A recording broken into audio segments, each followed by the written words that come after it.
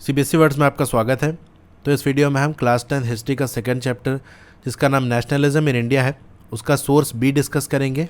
इससे पहले सोर्स ए की वीडियो मैंने अपलोड कर दी है, वो देखना हो तो डिस्क्रिप्शन में उसका लिंक मिल जाएगा, वहाँ से देख सकते हो।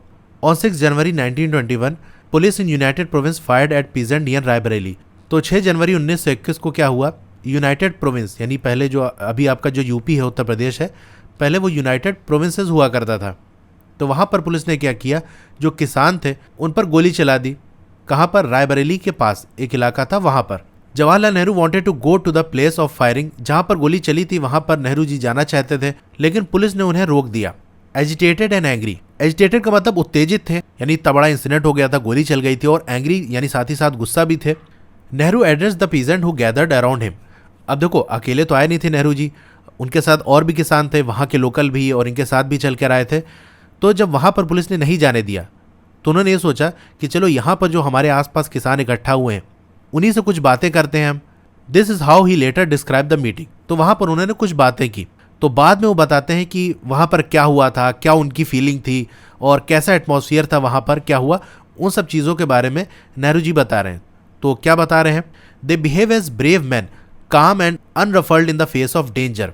यानी वहाँ पर जो लोग इकट्ठा थे, खासतौर से जो किसान लोग थे ना, वही लोग आए थे, उनके बारे में नेहरू जी क्या कह रहे हैं कि वो कैसे बिहेव कर रहे थे, कैसे बर्ताव कर रहे थे, एज ब्रेव मैन, बहादुर लोगों की तरह, काम यानी शांत, अनरफल्ड यानी निश्चिंत, कोई चिंता नहीं थी, इन द फेस ऑफ डेंजर यानी खतरा देखते हुए कि अभी किसानों पे ही गोली चली है और पुलिस यहाँ पर खड़ी है, जाने नहीं दे रही है, कुछ भी हो सकता है, ऐसे खतरे के सिचुएशन में भी वो बहादुर इंसानों की तरह से, यानी कहते हैं जब खतरा आता है तो सारी बहादुरी निकल जाती है, हवा निकल जाती है, तो खतरे को देखते हुए भी वो लोग कैसे बिहेव कर रहे थे, जैसे कोई बहादुर लोग हों, बिल्कुल शांत और कोई चिंता नहीं थी उनको, इस तरह से वो बिहेव कर रहे थे वहाँ के जो किसान थे।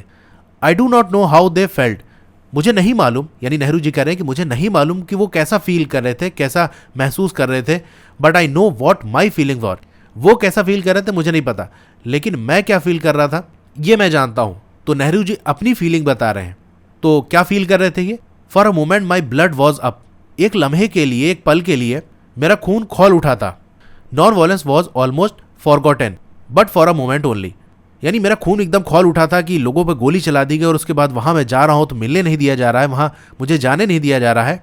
तो ये सारी चीज़ें सोच के जो मेरी फीलिंग थी वो ये थी कि मेरा खून खौल उठा था, और नॉन वायलेंस को तो मैं भूल ही गया था, यानी दिमाग में सिर्फ हिंसा वाला ख्याल आ रहे थे कि अब तो इनका मुकाबला करना पड़ेगा, अब तो हथियार उठाना पड़ेगा। और ये जो फीलिंग थी, but for a moment only, एक लम्हे के लिए ऐसा हुआ कि मैं नॉन वायलेंस को तो भूल ही गया था और खून मेरा एकदम खौल रहा था। The thought of great leader who by God's goodness has been sent to victory came to me and I saw the kisan seated and standing near me. तो हुआ क्या, ये सारी चीज़ें हो रही थी, खून खौल रहा था और एकदम हिंसा वाले ख्याल आ रहे थे। तभी मैंने एक चीज़ सोची, किनके बारे में सोचा? ऑफ ग्रेट लीडर, महान लोगों के बारे में मैंने सोचा। हु बाई गॉड्स गुडनेस, यानी ईश्वर की कृपा से जिन्हें भेजा गया था ताकि वो हमें विक्ट्री दिला सके। यानी हमारे नेहरू जी कह रहे हैं कि मेरे मन में अहिंसा वाले ख्याल आ रहे थे और मेरा खून खौल रहा था, लेकिन तभी मुझे ख्याल आता है उन महान लोगों को, उन महान लोगों के बारे में जिनको ऊपर वाले ने इसलिए भेजा है ताकि वो हमें विक्ट्री दिला सके, जीत दिला सके। तो ये ख्याल मेरे मन में आता है। और मैंने देखा कि जो किसान हैं वो बैठे हैं, यानी कुछ बैठे हैं, कुछ खड़े हुए हैं मेरे पास। Less excited more peaceful than I was, यानी मेरे से कम एक्साइटेड थे वो, बहुत ज़्यादा एक्साइटेड नहीं थे, बहुत ज़्यादा उत्तेजित नहीं थे, और मुझसे ज़्यादा वो पीसफुल थे, बिल्कुल शांत थे। And the moment of weakness passed, यानी इस बारे में सोच के कि अब क्या होगा, अब तो लड़ना पड़ेगा, मुकाबला करना पड़ेगा, लेकिन एक ख्याल आया कि उन महान लीडर्स के बारे में आया जो हमें जीत दिलाएंगे। दूसरा, वहाँ जो किसान थे उनको जब देखा तो उनको इतनी ज़्यादा कोई टेंशन नहीं थी, यानी उनको बिल्कुल पीसफुल देखे हुए, शांत देखते हुए मेरी जो वीकनेस थी, मेरी जो कमज़ोरी थी, वो क्या हो गई? वीकनेस पास्ड, वो दूर हो गई। वरना अगर किसान घबराए होते, परेशान होते तो इनको भी टेंशन होती, लेकिन उनकी शांति देखते हुए, उनको टेंशन में ना देखते हुए इनकी टेंशन दूर हो गई। इनकी जो कमज़ोरी थी कि अब क्या होगा, मुकाबला करना पड़ेगा, लड़ना पड़ेगा, वो चीज़ दूर हो गई। I spoke to them in all humility और नॉन वायलेंस। तो नेहरू जी कह रहे हैं कि वो जो किसान थे उनसे मैंने बात की इन ऑल ह्यूमिलिटी, ह्यूमिलिटी मतलब विनम्रता से, हम्बल वे में अहिंसा के बारे में बात की।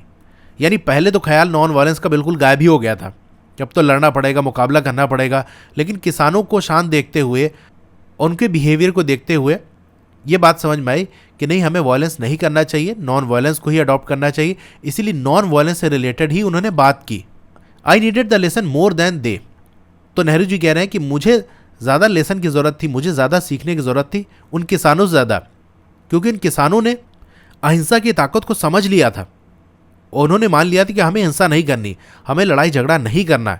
लेकिन मेरा तो थोड़ी देर के लिए ख्याल हट गया था ना कि अब तो लड़ना पड़ेगा। यानी वो लोग ज़्यादा अच्छे समझ चुके थे, उनको वो लेसन अच्छे समझ में आ गया था नॉन वायलेंस का, मुझे उतना अच्छा समझ नहीं आया था। इसीलिए उस लेसन को मुझे ज़्यादा ज़रूरत थी उनसे ज़्यादा। And they heeded me and peacefully disperse. Heeded का मतलब मेरी बात मानना। तो नॉन वायलेंस के बारे में बात की तो उन किसानों ने मेरी बात मान ली और वो शांतिपूर्ण तरीके से डिस्पर्स्ड हो गए, यानी बिखर गए, इधर उधर चले गए। तो ये जो बातें हैं नेहरू जी ने कही थी वो कहाँ पर लिखी हुई है? Quoted in Sarvepalli Gopal Jawaharlal Nehru a biography volume 1। तो ये किताब है जवाहरलाल नेहरू की बायोग्राफी पे, उनकी ज़िंदगी पे। तो उसी किताब के अंदर ये चीज़ें लिखी गई हैं, उसको यहाँ पर लिया गया है। तो इस वीडियो में इतना ही। और भी सोर्सेज की वीडियो देखनी है तो सबका लिंक आपको डिस्क्रिप्शन में मिल जाएगा। तो ये वीडियो आपको कैसी लगी कमेंट करके ज़रूर बताइए। अच्छी लगी हो तो लाइक करिए, और अगर आप चैनल पर नए हैं तो सब्सक्राइब ज़रूर करिए। उसके बगल में एक बेल का आइकन होगा, उसको दबा के ऑल पे क्लिक कर देंगे तो जब भी नई वीडियो आएगी आपको मैसेज आ जाएगा। Okay, thank you.